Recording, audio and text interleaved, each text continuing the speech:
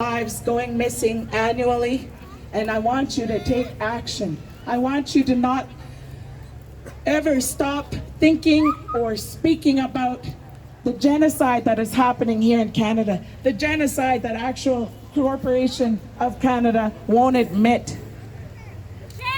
When they spend so much money on this inquiry and they won't even take those results that tell them genocide, they won't hear it. So I want you to go out there and I want you to help me raise awareness and help our brothers and sisters raise awareness of all the stolen Indigenous lives. I painted here just a simple red. Why we wear red? Do you all know why we wear red?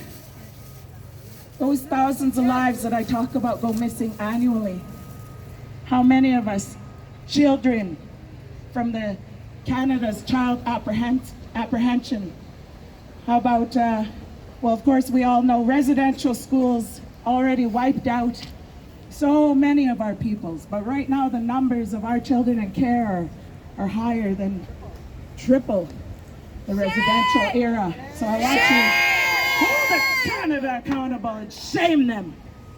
And you paint these yourselves, you pray with them, take them with you, and help me with a movement of awareness, building awareness and honoring some of those lives that were taken. I didn't put any names on here. You could choose to put MMIW on here, but pray with it. And then when you're ready to release it, you pray for those families, you pray for those missing lives, you pray for their return to their communities and their homelands. We pray for those that are out there struggling. And I ask you to please help me raise awareness, paint your rocks, and let's see these things everywhere, not just in Canada, everywhere. Indigenous lives are getting lost over crooked corporations, stealing resources, thieving on resources. And we need everyone's help. And we need, for those, as my niece Kanahu said, we need for this business as usual and using Canada, our traditional territories, as a playground, as my niece Kanahu's words. That's got to stop. No more business as usual.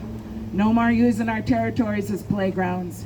It all comes to an end now, and all of these nations are rising. We are not alone. Indigenous nations around the world stand united and fight back. So what do? When they threaten our existence, what do? We stand up, fight back. Stand up, fight back! Stand up, fight back! Stand up, fight back! Stand up, fight back! Stand up, fight back! Stand up, fight back! Stand up, fight back! Stand up, fight back! Dancing niga ni sikasun si pikasu katito chick the neskumote no chi a ski in the neskumote no chi no p. My name is Dakota Bear and my spirit name is Blue Thunder. I'm from unceded, unsurrendered Treaty 6 territories, and we are now all situated in the unceded, unsurrendered lands of the Coast Salish peoples. They thought they had killed the Indians. We are still here.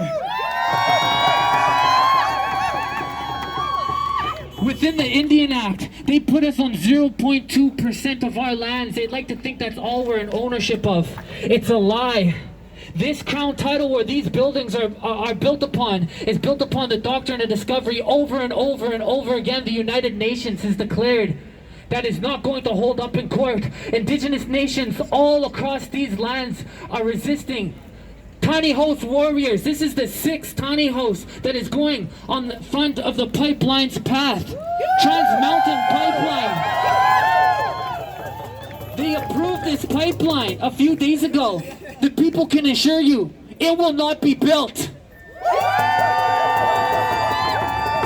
We are the 7th generation. We are learning our language, our culture, our ceremonies. They tried to steal it from us through residential school, the 60s scoop, the millennial scoop. To this day, Indigenous youth are taking their lives younger and younger, as young as 9 years old. 9 years old, while 90 kilometers away there's a diamond mine extracting resources. extracting resources, and they give us nothing. Through the Indian Act, they declared us wards of the state. They hold on to our money. They make us believe that we are poor. We are not poor. That's why our ancestors ensured that we will have something to pass on to our children and our grandchildren, so we continue here to fight on these unceded, unsurrendered lands. Every single day, more and more of us are getting educated and learning about the Indian Act, learning about self-government agreements, modern-day treaties, Bill C-97, Bill C-86, 92, 91. We're learning the politics, and not only that, we're understanding how they work. Canada has a legal system that is built on quicksand, and it does not hold up. Each time they go into the Canadian courts, they get further and further and further, beating them at their own game, because these are unceded, unsurrendered lands. I'm from Treaty 6 territories, and now I'm old land. Me and my family are still old land to this day. We battle.